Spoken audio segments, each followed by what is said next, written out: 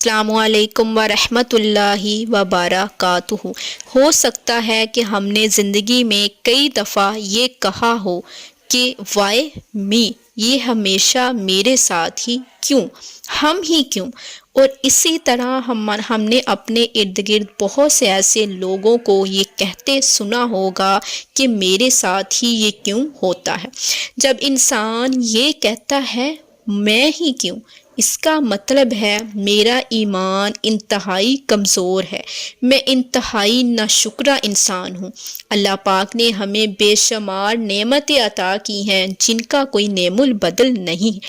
Number 1، صحت، اس سے بڑی کوئی نعمت ہی نہیں۔ انسان کے پاس بے شمار دولت ہو، عیش و عشرت کے لیے سہولیات ہوں، لیکن صحت نہ ہو تو کوئی بھی چیز اسے سکون نہیں دے سکتی۔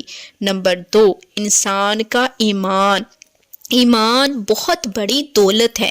اس کا مطلب ہے آپ کو اس بات پر یقین ہے کہ کوئی ہے جو آپ کا وارث ہے، مالک ہے، آپ کا رب ہے، آپ کا پالنے والا ہے، المجیب یعنی آپ کی پکار سننے والا ہے، آپ کی دعا قبول کرنے والا ہے، آپ کی دعا کا جواب دینے والا ہے، الودود یعنی آپ سے بے انتہا محبت کرنے والا ہے، الغفور، الرحمن، الرحیم اللہ ہے۔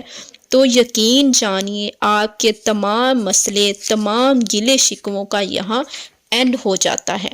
آپ اپنے معاملات اللہ کے سپرد کرنا اور اللہ پر کامل یقین کرنا سیکھ لیتے ہیں، پھر زندگی کی مشکلات آپ کو مشکلات نہیں لگتی۔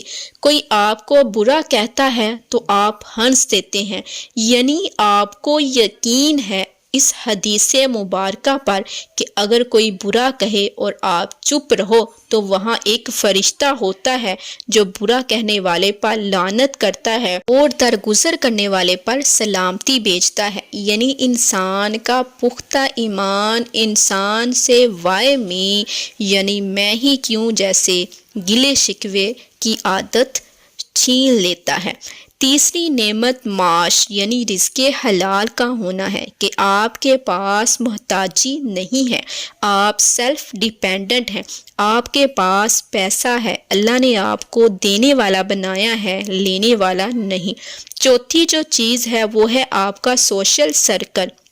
اللہ نے آپ کو بہترین دوستوں سے نوازا ہے جو آپ سے مخلص ہیں، جن سے مل کر آپ خوشی محسوس کرتے ہیں، زندگی کی رونقیں بحال ہو جاتی ہیں، جن سے آپ اپنا غم شیئر کر کے خود کو پریشانیوں سے آزاد محسوس کرتے ہیں۔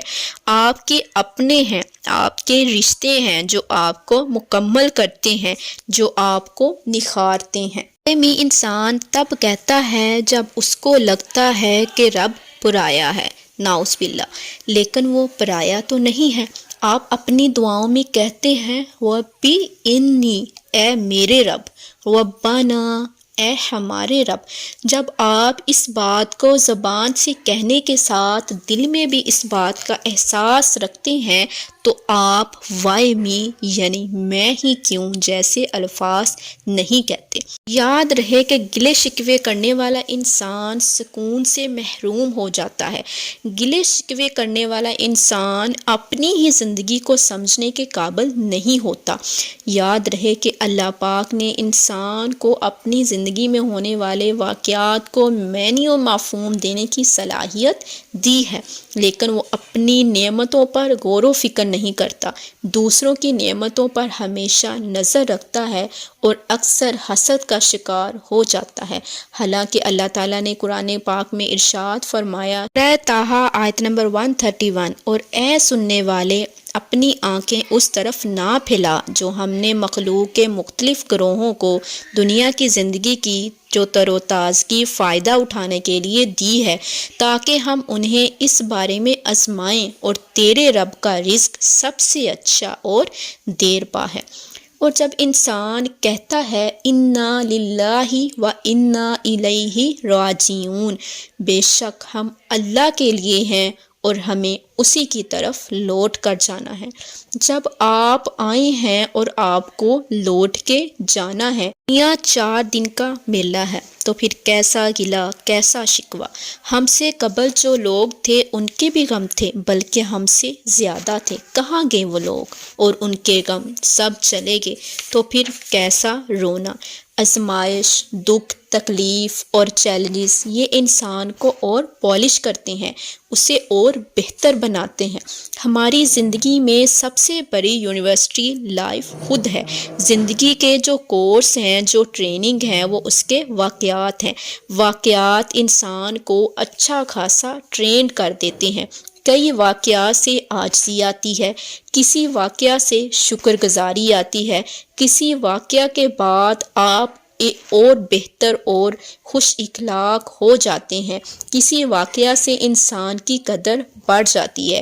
کئی واقعات آپ کو سکھاتے ہیں کہ بھئی آپ کے اختیار میں کچھ بھی نہیں ہے، کوئی اور ہے جو سب چلا رہا ہے، میرا کوئی کمال نہیں ہے، سارا کریڈٹ اللہ تعالیٰ کا ہے، ساری تعریفیں اسی کے لیے ہیں۔